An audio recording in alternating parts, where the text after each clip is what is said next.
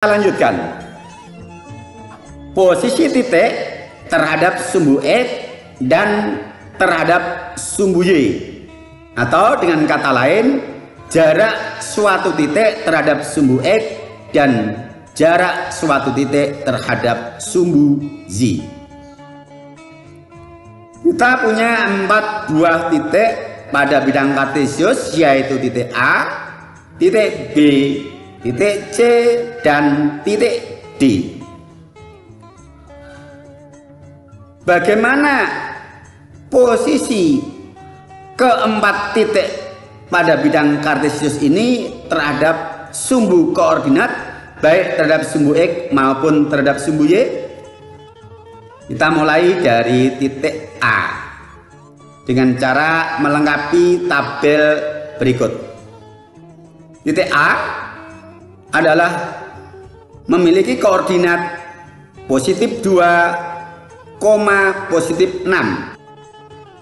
Karena menurut sumbu X adalah 2 satuan ke kanan dan menurut sumbu Y adalah 6 satuan ke atas.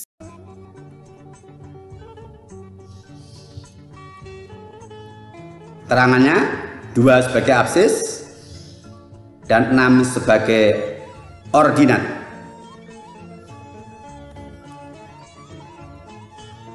Jarak titik terhadap sumbu X berarti ruas garis yang menghubungkan titik itu ke sumbu X tegak lurus. Kita mulai jarak titik A ke sumbu X. Berarti ruas garis yang menghubungkan titik A ke sumbu X dan tegak lurus memiliki jarak sepanjang 6 satuan. 6 satuan. 1, 2, 3, 4, 5, 6. Maka jarak titik A ke sumbu X adalah 6 satuan. Kemudian jarak titik A ke sumbu Y berarti ruas garis yang menghubungkan titik A ke sumbu Y tegak lurus. Panjangnya adalah 2 satuan. Maka jarak titik A terhadap sumbu Y adalah 2 satuan. Kita lanjutkan titik B dengan koordinat negatif 5,4, negatif 5 sebagai absis dan positif 4 sebagai ordinat. Jarak titik B terhadap sumbu X 1, 2, 3, 4. Kita tarik ke sumbu X tegak lurus 4 satuan. Kemudian jarak titik B ke sumbu Y 1, 2, 3, 4, 5 satuan. Perlu saya ingatkan bahwa jarak selalu bernilai positif karena jarak tidak ditentukan oleh arah. Dengan demikian kita peroleh jarak titik B terhadap sumbu X 4 satuan dan terhadap sumbu Y 5 satuan. Kita lanjutkan titik C dengan koordinat negatif 6, negatif 4, absis negatif 6 dan negatif 4 sebagai ordinat. Pertama kita tentukan jarak titik C ke sumbu X.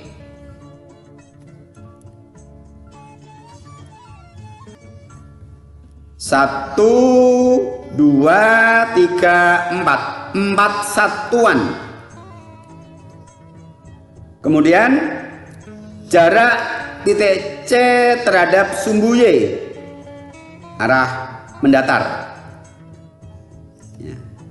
Kita hitung jaraknya 1, 2, 3, 4, 5, 6 satuan. Terakhir titik D dengan koordinat positif 3, negatif 5. 3 sebagai absis dan negatif 5 sebagai ordinat. Kita tentukan jaraknya terhadap sumbu X. Kita hitung 1, 2, 3, 4, 5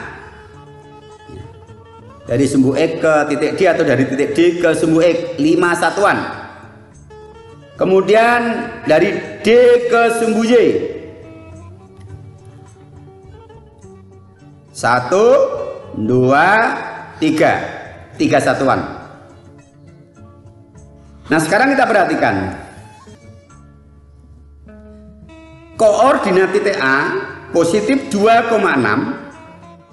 Jarak titik A terhadap sumbu X adalah 6 satuan dan jarak titik A terhadap sumbu Y adalah 2 satuan. Jarak terhadap sumbu X 6 bersesuaian dengan ordinat atau nilai Y dari koordinat A. 2 satuan bersesuaian dengan absis. 2 satuan sebagai jarak terhadap sumbu Y bersesuaian dengan nilai X atau absisnya. Kemudian yang kedua, titik B berjarak 4 satuan terhadap sumbu X. 4 bersesuaian dengan ordinat dari titik B dan jarak terhadap sumbu Y 5 satuan bersesuaian dengan harga positif dari absis B. Titik C berkoordinat negatif 6, negatif 4. Jarak terhadap sumbu X 4 satuan bersesuaian dengan harga positif nilai ordinat dan jarak terhadap sumbu Y 6 satuan bersesuaian dengan harga positif dari absis C. Titik D 3, negatif 5. Jarak terhadap sumbu X 5 satuan bersesuaian dengan harga positif dari ordinat D, yaitu harga positif dari negatif 5, dan jarak terhadap sumbu Y 3 satuan bersesuaian dengan nilai absis dari D. Nah, kalau kita mengamati tabel, maka dapat kita tarik simpulan bahwa misal dipunyai titik P X, Y dengan X absis dan Y ordinat, maka 1. Jarak titik P terhadap sumbu X adalah harga positif dari nilai Z atau harga positif dari nilai ordinatnya. Yang kedua, jarak titik P terhadap sumbu Y adalah harga positif dari nilai X atau nilai absisnya. Karena jarak tidak pernah punya nilai negatif, tetapi jarak selalu berharga positif. Bisa dipahami ya? Ya, ini terkait posisi titik atau jarak titik terhadap sumbu X dan sumbu Y. Kita lanjutkan. Pembagian daerah kuadran, bahwa bidang koordinat dibagi oleh 2 buah sumbu mendatar dan tegak atau sumbu horizontal dan vertikal yang saling berpotongan di titik O, sehingga membagi daerah menjadi 4 bagian.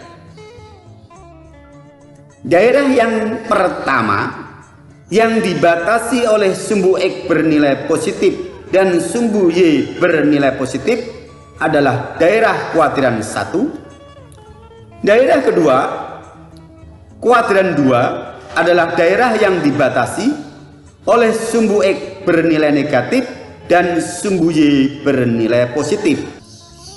Kemudian daerah ketiga disebut kuadran 3 adalah daerah yang dibatasi oleh sumbu X bernilai negatif dan sumbu Y bernilai negatif.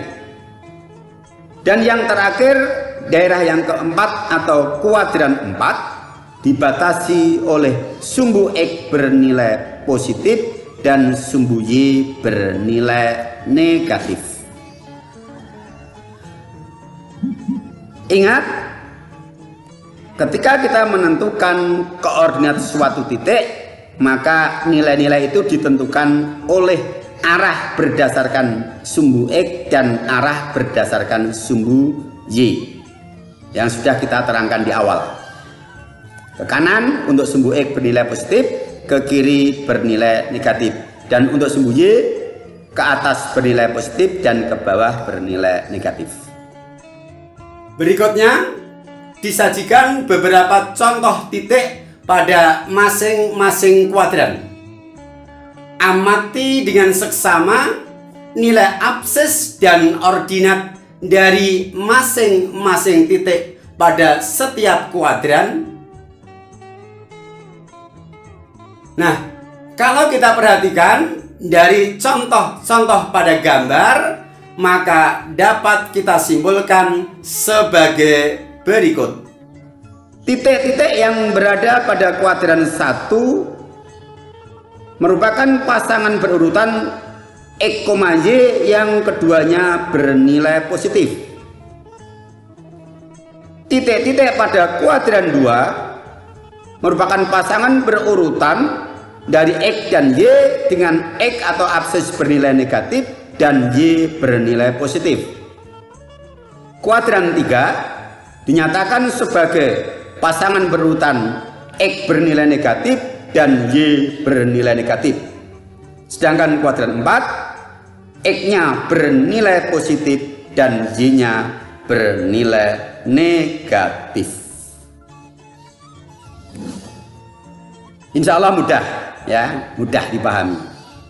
Oke, demikian tadi pembahasan kita tentang bagaimana kita menentukan jarak suatu titik terhadap sumbu koordinat, baik terhadap sumbu X maupun sumbu Y yang sudah disimpulkan, dan juga bagaimana koordinat suatu titik pada kuadran 1, kuadran 2, kuadran 3, dan kuadran 4.